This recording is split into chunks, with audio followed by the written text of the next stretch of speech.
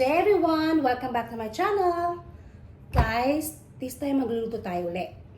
Dahil marami tayong tinapay at ayaw nating matapon ito, ay naisip ko magluto ng caramelized bread flan. Okay. Ito ang ating mga ingredients sa Caramelized bread flan. tayong bread.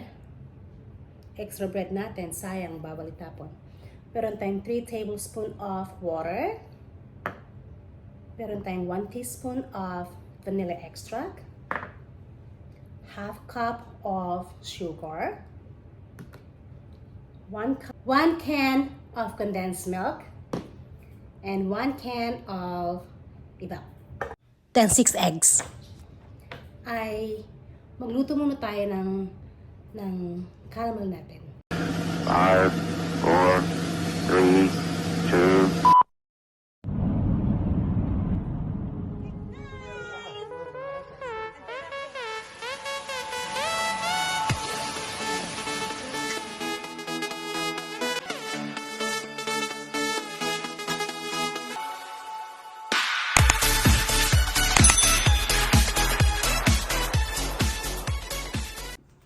One cup of sugar. Add 3 tablespoons of water. Pakukuluin natin ito hanggang maging brown ang kulay niya.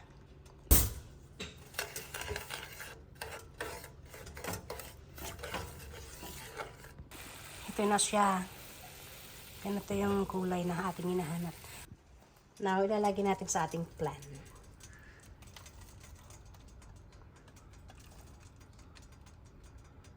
Dalawa lang.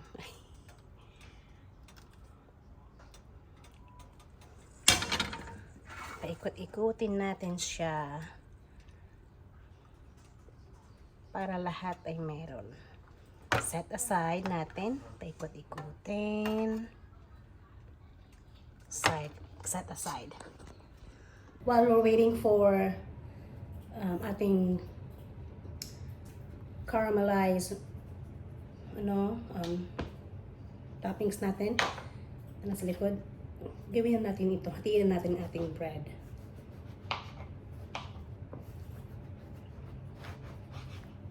Hindi makita. So, hatiin natin siya ng maliliit.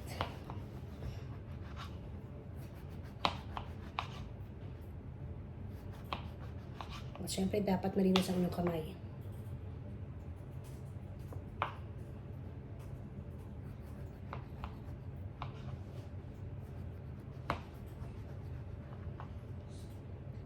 Pwede nyo tanggalin yung gilid ng bread para mas lalong soft. Tanggalin natin siya.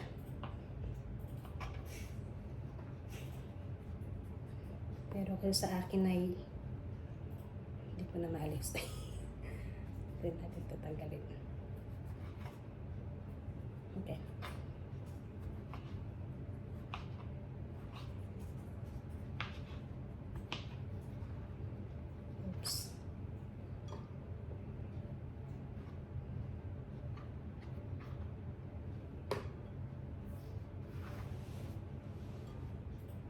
Sama na rin natin.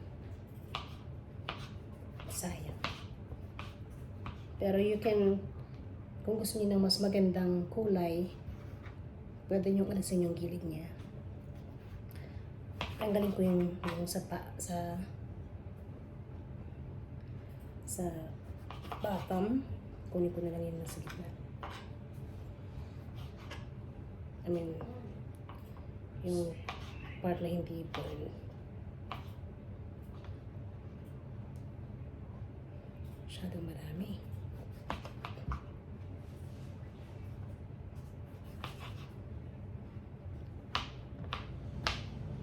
Kung mahirapan na itong blender. Okay. Lalagyan natin ng, oops. Hay. Nalimutan ko, ang ating ingredients ay kasama ang 3 eggs. So, lagyan natin ito. 1 cup.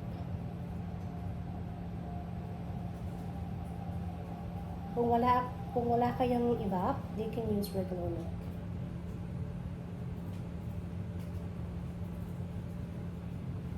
Para hindi lang mahirapan yung ating bread. You can actually soak the bread with milk. So,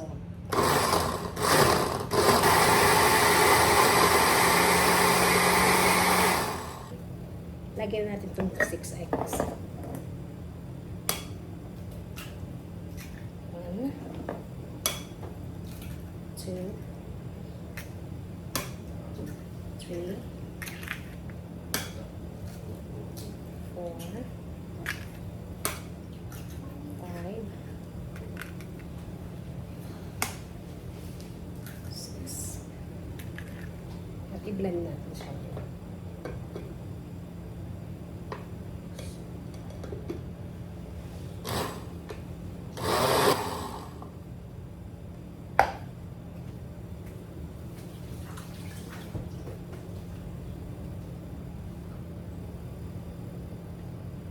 Ito yung ating ito. Habang pinapalamig natin, gawa natin ito. Lagyan na natin ng 1 teaspoon of vanilla at ang ating 1 can of condensed milk. Mix lang natin siya lahat.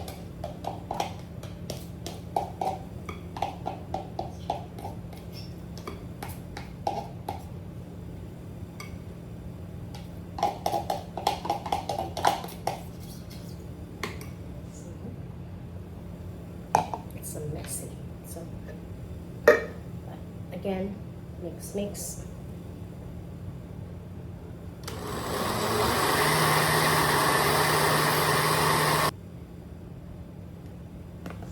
Ito yung kanyang itsura. Cream. Lagyan lang muna natin. At maglinis muna tayo. Okay, now okay na siya.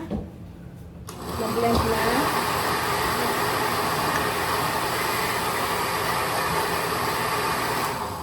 Okay na rin yung ating sugar. Ay, lalagay ko siya dito. Oh my gosh. It's heavy.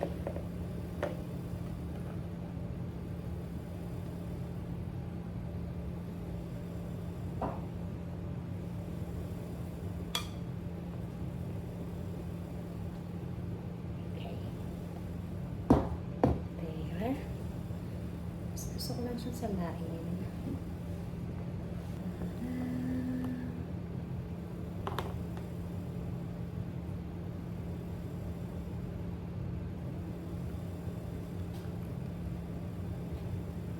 Yan yung ating last. Okay. Meron pa? Okay. Sorry for the mess. Okay. Lalagyan na natin siya dito.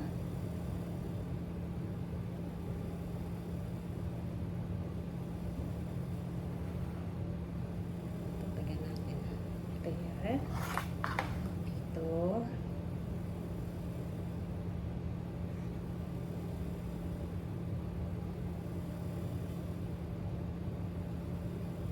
Dalawang lianeras siya. Ang ating bread is 2 lianera. At syempre, ito na siya.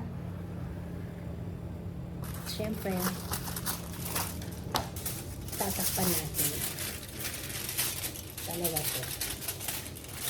Oh, it's this one. Okay. Oops.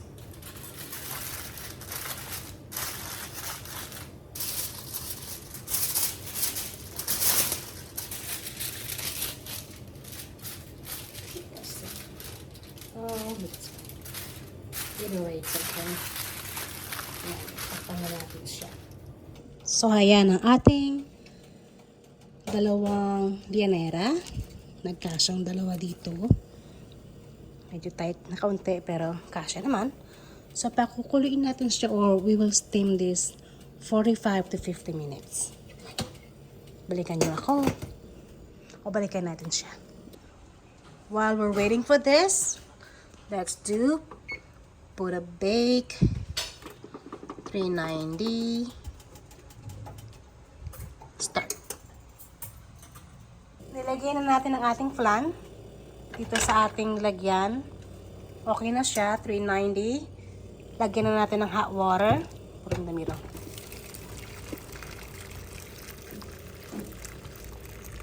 Hot water.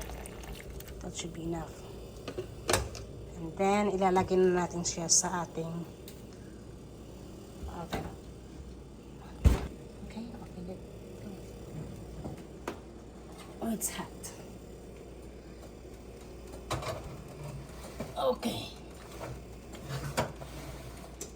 Now we're going to cook this or bake this for an hour.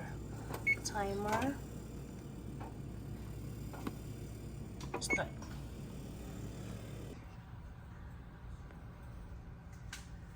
Alright, it's almost done. I just have to get ready. Beep. Okay, we're gonna get it. Now, this. It's burning. Okay.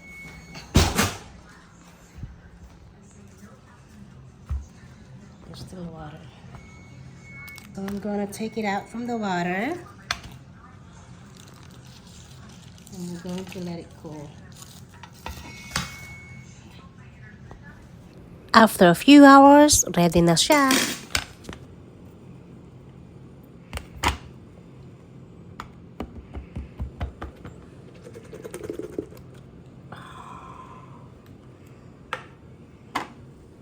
Our caramel bread flan.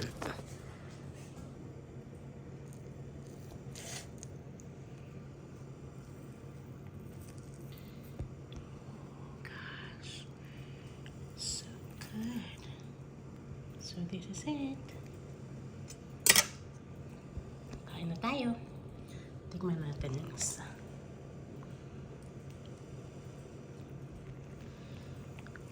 I'm gonna let the kids taste it. Kids! Yes? Taste this, please. Okay.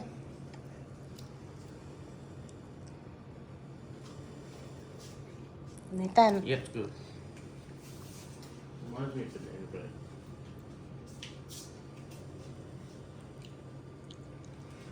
Arte nito.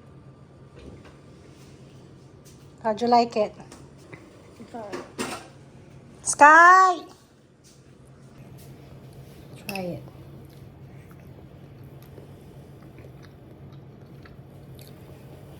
It's a little sweet. It's good. Ito na ang ating caramel bread flan. Hindi ba't napakadaling lutuin? Medyo time consuming, pero masarap siya at syempre nakatipid din tayo dahil ginamit natin ang leftover breads natin. If you like this video, please do not forget to like, subscribe, and share. Follow us for more.